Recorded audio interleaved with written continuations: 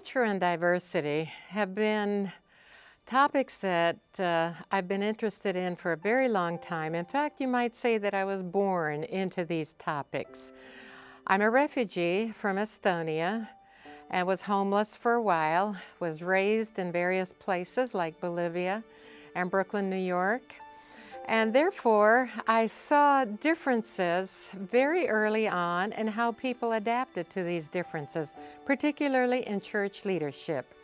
Take, for example, my father, who was a very intelligent, cultured individual coming from a rather conservative background, culturally conservative background in Estonia, and moving to work in a Latin culture. In the Estonian culture, you give a handshake at a distance, whereas in the Latin culture, we have the abrazo and all else that goes with that. So my dad, of course, when this first happened, went rather stiff because he wasn't used to that culture. But also early on, I watched my dad as a pastor and as a leader in the Adventist church adapt to those cultural differences. If we look at a definition of diversity, what it was some decades ago, when it was more or less a moral imperative that we needed to have the cultural values in the terms of social justice, tolerance, inclusivity.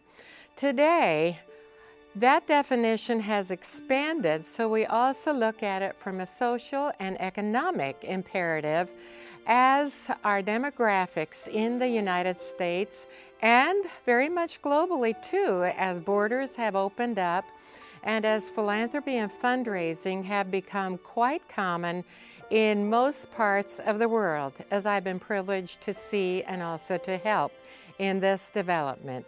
So we celebrate the possibilities that come with this changing landscape and the many ways that diversity continues to enrich our experiences. As an article that I recently read said, much of the United States is fearing this diversity where minorities may become majorities, but in many ways we really can come back to that word, enrich. If we look at how culture is expressed, we can explain it most easily as people's way of life. Cultural development takes place over time and it doesn't change easily. It influences how one behaves and how one understands the behavior of others. And there are certain norms and behaviors in cultures that are considered proper and acceptable. I particularly like this definition that culture is to a group what personality is to an individual.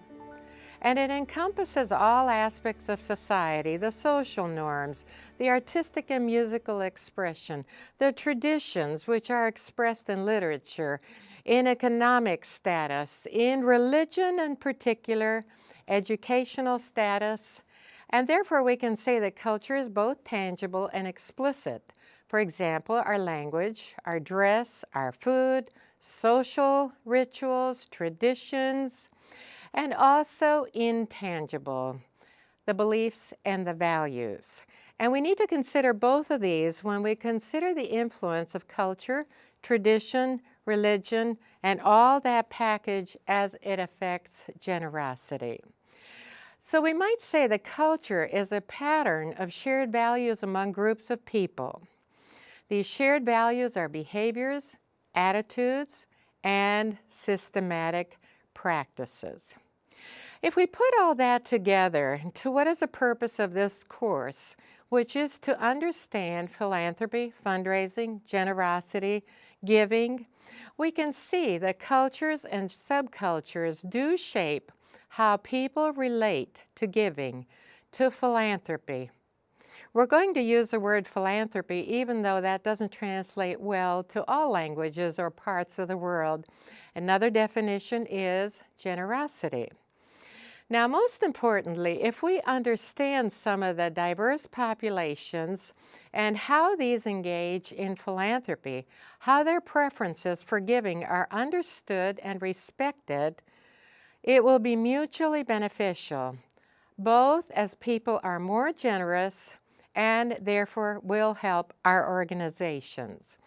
Now, in the United States, just taking the United States, the tradition of philanthropy was mostly from the white male tradition, and that has worked commendably well, as the American practices for fundraising are often seen as a model in other parts of the world. But now, we are able to understand and therefore have better practices for addressing how other population groups, diversity, gender, parts of the world, how religion shapes us, and how that has changed how philanthropy is practiced globally.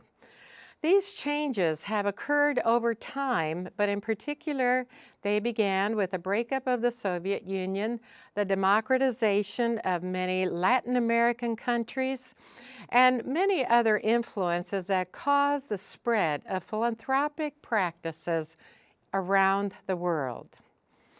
In spite of all of this, we realize that there are some biases that still exist. There is a threat of a majority becoming a minority, whether it is in a community or in a global sense. Sometimes we practice invisibility, where we might have a token person, but that person is sidelined. That person is not highly relevant to our organizations. Stereotyping, of course, is a major fault that many of us have. Sometimes we joke about stereotypings, but in general, those are labels that hurt. Sometimes fragmentation or isolation. We will put all the people of this type over here, therefore causing an imbalance or a false or artificial selectivity. And of course, then there's a linguistic bias.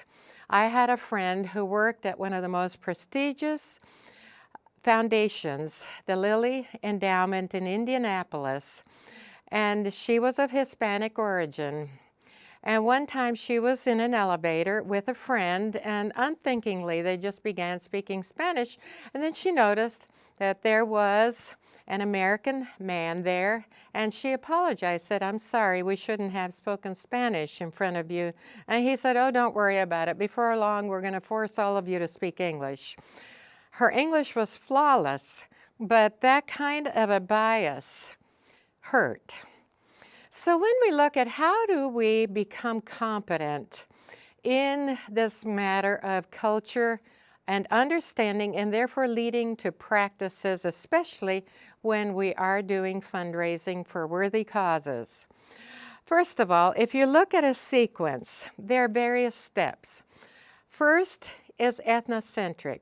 This is an ignorance of and dislike of other groups that are not like us. Then it might lead to contact, minimal learning about what are the differences, what might be the nice parts of it. Moving on to awareness, where we recognize the cultural differences are important, and acceptance, where we actually begin to appreciate those differences.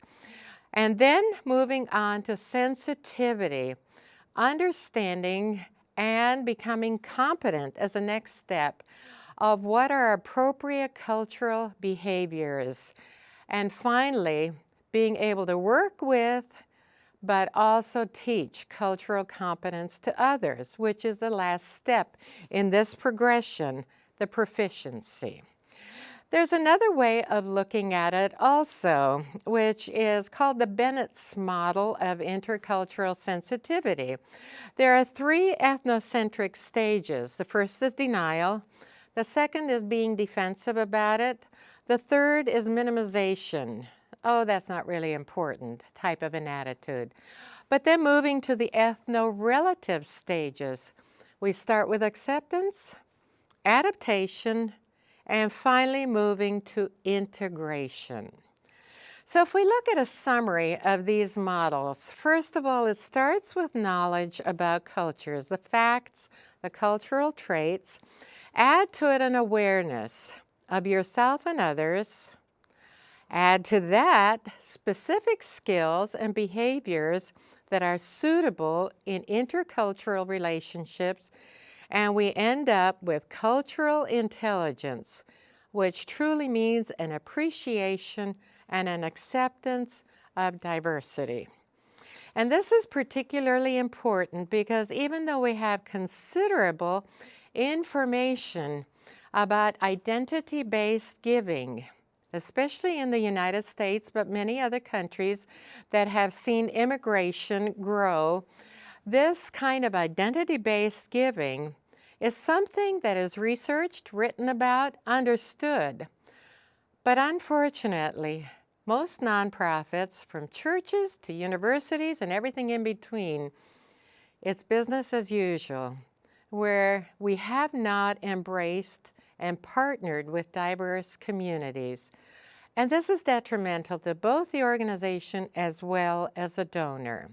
Inclusivity can be a way for people to be part of something they really care about, and also be a way to acquire resources for successful organizations. We can't take the time to look at all the differences in how various populations give, but some generalizations are quite valuable because it gives us a framework or a basis from which to get that attention and go through those steps that I just outlined before until we reach a competence. So some of these generalizations that I would like to call your attention to, we need to recognize that there are exceptions to every rule. But as we look at some of the generalizations about how culture, tradition, and religion affect giving, and these come from research as well as professional practice, and some of these can give us a groundwork so that we know what more to look for, how to respect, how to address various cultural differences. So let's take a look at some of the characteristics of giving by diverse populations, or shall we say, identity-based populations when it comes to philanthropy.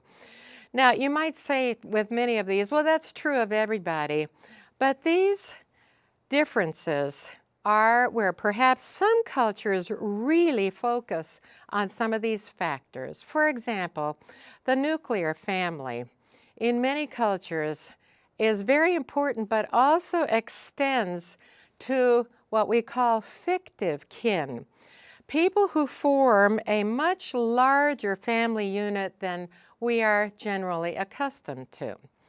Another factor that I find very interesting, that religion plays a very significant role, and sometimes more so among more recent population groups that have arrived in America, and or conversely, those who have been here for a longer time.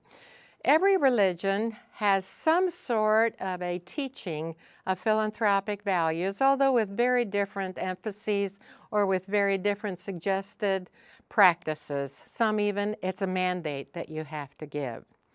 Special occasions, whether special to all of us, are more important for some identity-based donors. Birthdays can be very significant in terms of celebrating and therefore being philanthropic. For many identity-based population groups, some of our mainstream philanthropic organizations are shunned because there may be distrust of traditional nonprofits, and this can include churches. People are going to give where they feel welcome, where they feel accepted. Another interesting factor is that diverse populations are generous, but not always in the ways that are recognized by tax laws, particularly in North America, but in some other places of the world as well. That generosity, the habit of giving, which some churches have really inculcated in their members, causes people to give further to outside of the church as well. Now, as many identity-based populations have more wealth accumulation, more education, there's career growth, and therefore more earning capacity, this allows them to become philanthropists, both in representing their groups or individually. Even though we value volunteering, the gift of time, for some cultures, philanthropy truly encompasses these to a very meaningful extent: the time, the talent, the treasure. And often these are used around family and church. Also, another trait that we can generalize from immediate need is very important. In other words, looking further ahead, a vision of an organization may not be as important to an identity-based philanthropic group as knowing what is going to be different right then, what is going to be helped. Now, in some cultures, the concept of giving to strangers is just not something that has been practiced. My own roots were that way, and as freedom came again to my homeland, the idea of helping more generally strangers became something that people had to adapt to and adopt gradually. Planned giving, which we often call trusts, but they include many kinds of tools, are seldom a priority. And this is an area where truly we can be beneficial to identity-based groups that are not accustomed to giving in this way. Leaders. Philanthropy influenced by leaders, whether religious, community, professional, social, or even family leaders, is very important among some cultures if they are going to make decisions about giving.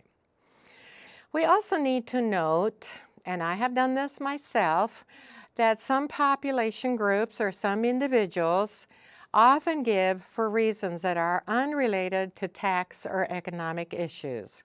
I made gifts to my father's church. My father was a pastor and a conference president in Estonia. And once Estonia became free, I made gifts to his former church, even though unfortunately he was deceased, without the consideration of the taxes, because I really wanted to help. That brings us to another point, that among identity-based groups, much philanthropy is focused outside of the United States without regard to tax benefits. Reciprocity is an accepted concept, which we need to remember that if we have served a population in many groups, they feel the desire or the need to give back. And helping where we were helped ourselves certainly is true. I give to immigration and refugee groups because I was helped myself. I give to Adventist Community Services because they provided us with the first clothing and household goods. So let's take a look about some of our practices, and this is going to be more from the United States perspective, but we can also translate that into how we need to think about intercultural or cross-cultural communication. First, be cautious about calling all people by their first names. This is very common in the United States. In fact, it's a step toward friendliness, but not all cultures are comfortable with the familiarity that Americans like. I certainly saw this in my own background, where my parents called their friends by their last names, Mr. and Mrs., until they died. Be careful about statements that tend to generalize, such as, I went to school with many Asian Americans, my best friend was Arab. These platitudes may be well-meant or maybe even thoughtless, but for some people they can be offensive. Now, there are some Americanisms that I remember having to learn, such as boy, gal, fella, guys. We use that for both genders, and it certainly confuses people. We need to also be more careful about some of the very American phrases. I remember recently doing some training in Australia for a major university, and my colleague, who at the moment was speaking, said to the group, "Whatever floats your boat." Now, this was not something the Australians were accustomed to, and they looked very puzzled. And what was even more amusing, the university was on the side of a river, and I saw them surreptitiously looking at their boat. What boat? So we need to think about straight language use, and this certainly isn't just in use of English. This is also in Spanish, all the other languages.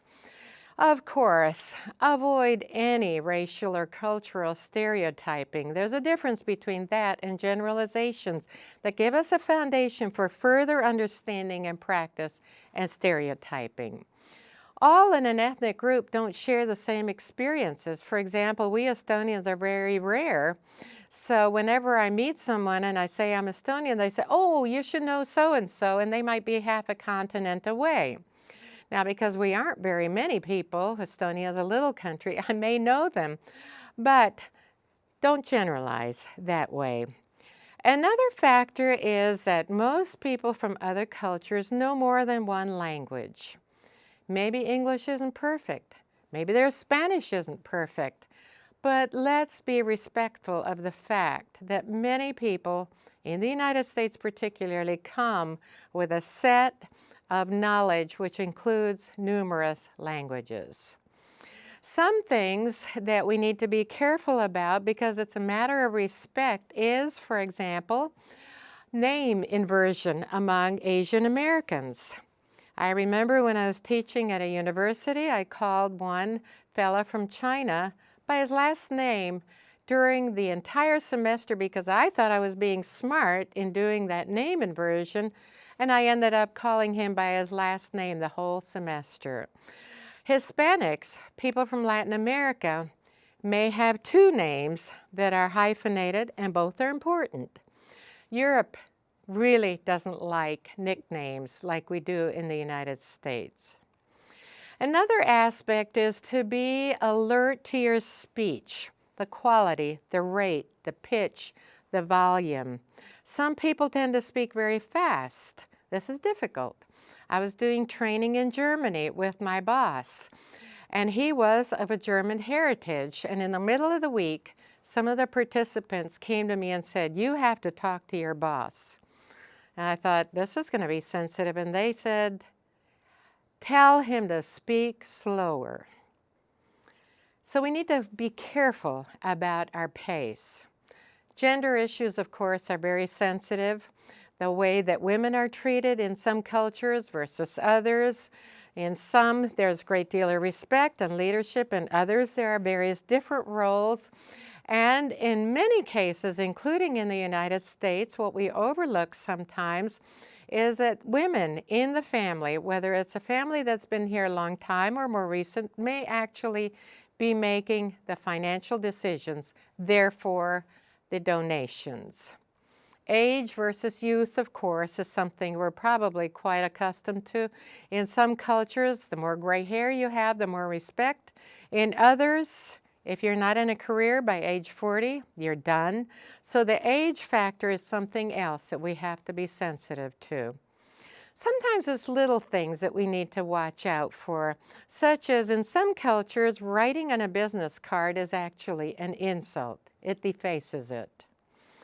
Making assumptions. People sometimes say, are you an Ethiopian or Eritrean? Forgetting about some of the problems between two countries that have broken away.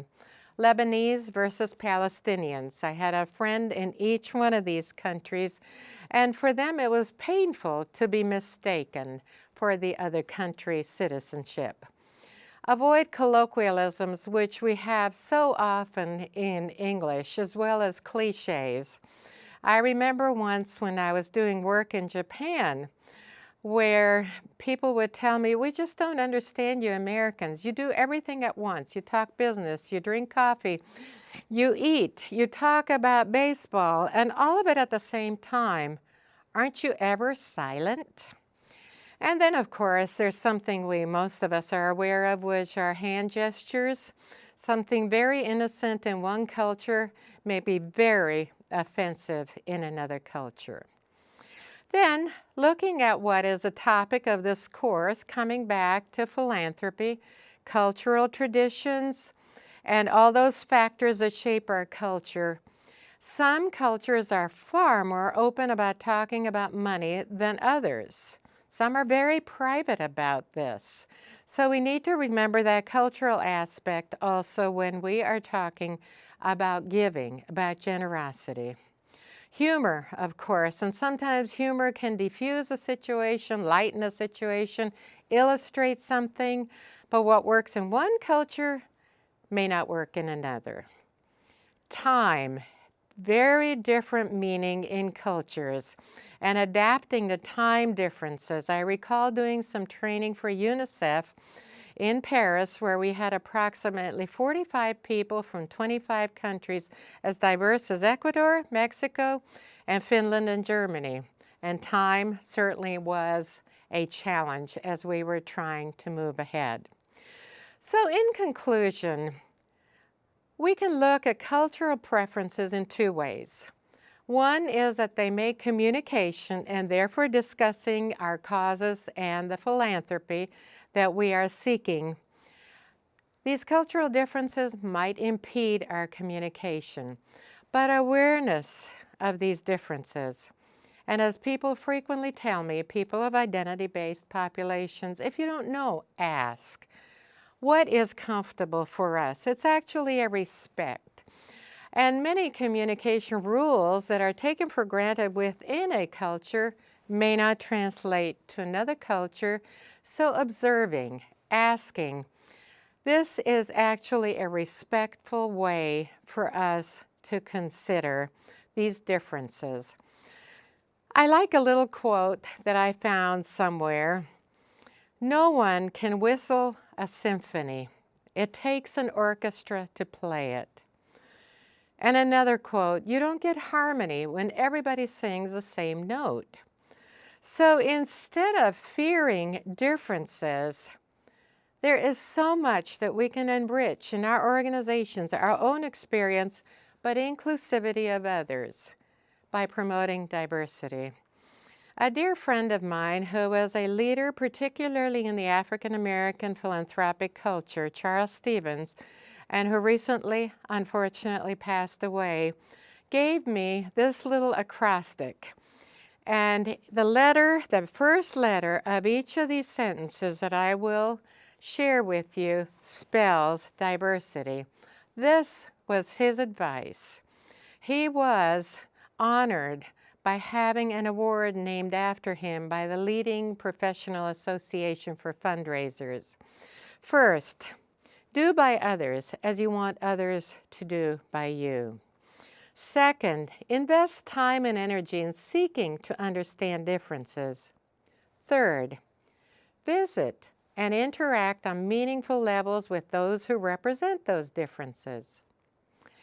Engage friends in events, in programs. Celebrate that diversity. Read books and periodicals that represent the diverse populations. See and acknowledge the differences. Then internalize the lessons you've learned, teach those, and integrate all this into you. In closing, just a few remarks about Jesus and multiculturalism. This is a very interesting aspect as we look at the richness in Jesus' life. And he was, in many ways, a religious and cultural revolutionary. He taught that although God had revealed himself uniquely to the Jews, Jewishness alone was no guarantee of favor with God. Worship of God would be centered in the heart and not necessarily in headquarters, which was Jerusalem. And we will be giving you these texts so that you can use these if you wish. He taught that a kind Samaritan or a repentant tax collector was better than a pious but proud and heartless Pharisee, leader of the people. He invited women to be his disciples, a practice that was not common in his day. He healed Gentiles. He ate in the homes of outcasts. He wasn't all talk. He performed miracles of healing, restoring health and even life to children and adults, men and women, Jews and Romans. His miracles truly were profound signs of God's love and mercy to all. He preached to all who would listen. He didn't have by invitation only. He did not discriminate in audiences.